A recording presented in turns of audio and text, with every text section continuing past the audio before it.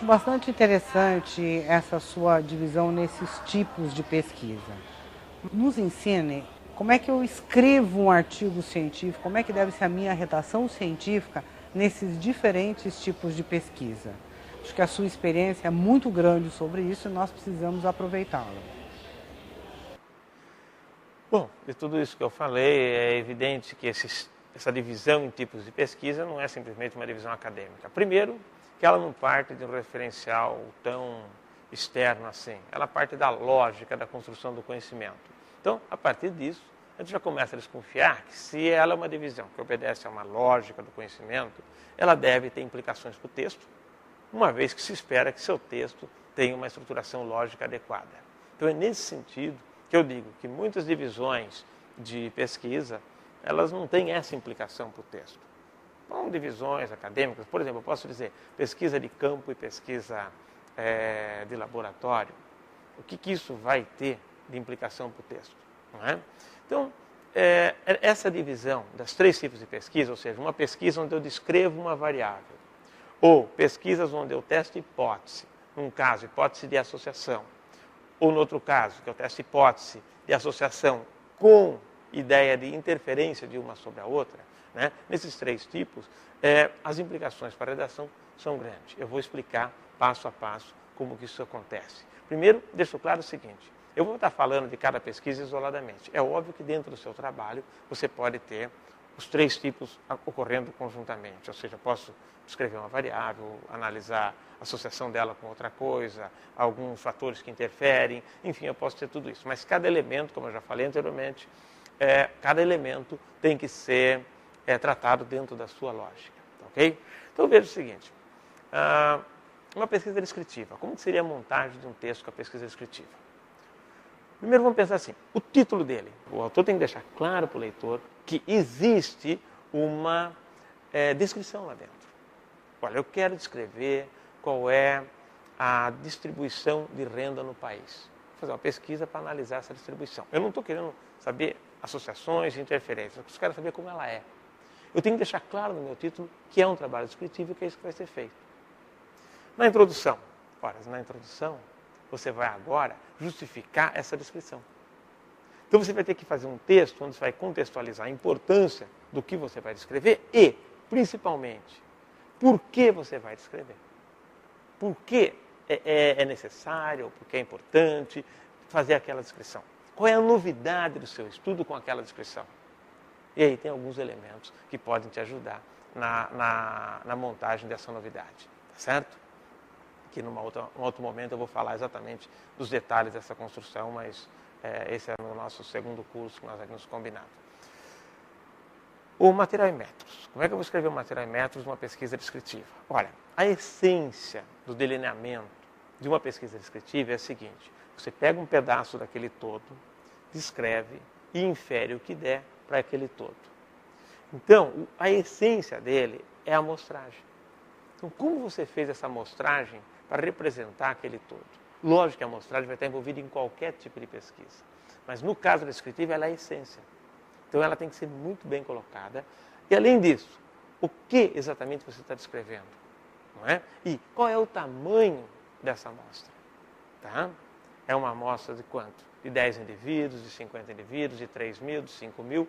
Né? E como você fez essa coleta? Então, isso é um ponto importante. Os resultados, você vai mostrar o quê? Você vai mostrar a sua descrição. Então, é muito importante que você enfatize que aqueles resultados são representativos. Então, se é um resultado de uma média, então que essa média ela possui uma baixa variabilidade, para ser uma média confiável. Se é uma descrição qualitativa, olha, que essas respostas, de fato, mostrem uma baixa variabilidade e mostrem consistência para dizer, né, que, de fato, foi isso que a pessoa quis dizer. Eu tenho que fazer uma análise qualitativa nesse caso. E na discussão? Ora, na discussão, eu vou reforçar para o meu leitor, né, que aquela discussão é válida, a descrição é válida, é essa daqui, por causa disso, disso, ela é aceita, então ela vai valer para esse todo maior, porque a amostragem foi pensando nisso, né? E agora eu vou pegar essa descrição e vou colocar no contexto da ciência atual e vou dizer, tá, com essa descrição, o que muda no contexto atual? O que existe por aí que sustenta a minha descrição? O que existe que não sustenta? E como a gente trabalha essa divergência, tá certo? Porque essa descrição é boa, ela tem que ser válida e alguma coisa pode mudar no cenário atual. Isso é um trabalho descritivo. Se for um trabalho de pesquisa de associação, ou seja, eu estou testando uma hipótese que tem essa associação entre variáveis sem se preocupar se uma interfere na outra ou não. Isso também tem que estar claro no título. Dizer que a essência do seu trabalho é a associação. Tá? Na sua introdução, você não adianta ficar falando de uma variável ou de outra. Você tem que validar na sua introdução por que você espera que haja associação entre aquelas variáveis. Se não fizer isso, não houve introdução. Porque isso é importante, você pode falar uma série de coisas, mas você tem que mostrar para o leitor que essa associação é esperada, ou você vai testar essa associação por causa disso, disso, disso. Na sua metodologia, você tem que validar que a sua forma de coleta desses dados, seja qualitativo ou quantitativo, você vai coletar esses dados de forma que permita a associação. Por exemplo, eu posso medir a pressão arterial do indivíduo e medir ao mesmo tempo sua taxa glicêmica. Tá? Se eu meço essas duas variáveis no mesmo indivíduo e meço isso em vários indivíduos, eu tenho um ponto em comum para fazer associação.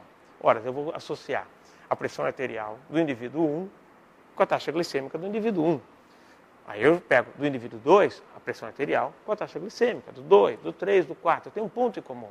Mas se eu medir a pressão arterial num conjunto de indivíduos e posteriormente eu medir a taxa glicêmica num outro conjunto de indivíduos, como é que eu vou juntar esta taxa glicêmica com aquela pressão arterial? Vocês são indivíduos diferentes, né? Eu posso ter situações de indivíduos diferentes em que eu faço associação, mas eu tenho que ter um elemento que me permite fazer essa junção. É esse elemento que tem que ser enfatizado no delineamento do seu estudo no material e métodos. Tá?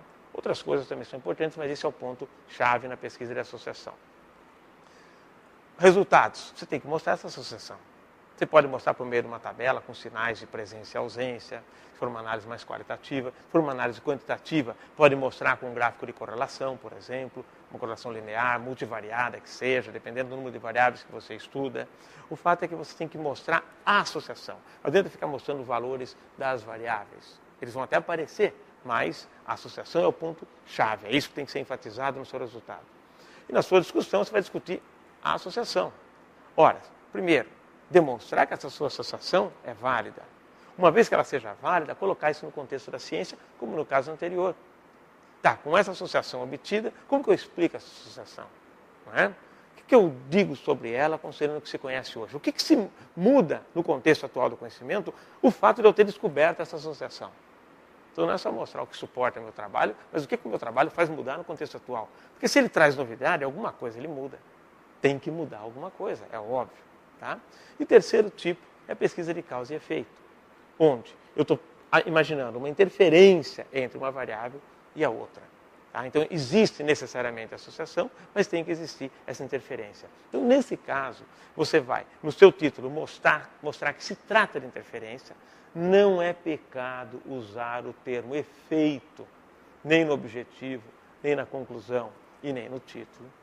Não é pecado usar isso daí. Só pegar as maiores revistas que nós temos nas ciências, as de melhor qualidade, e vocês vão achar vários trabalhos com a palavra efeito no título, no objetivo, na conclusão. Então, isso é uma pérola, né, que tem sido passada para várias pessoas aí, e a gente tem que repensar. Então, o título tem que mostrar essa noção de interferência. A introdução você vai ter que mostrar não apenas que você vai estudar as variáveis, e nem que elas se associem, mas que você está pensando que uma afeta a outra. E por que você está pensando isso?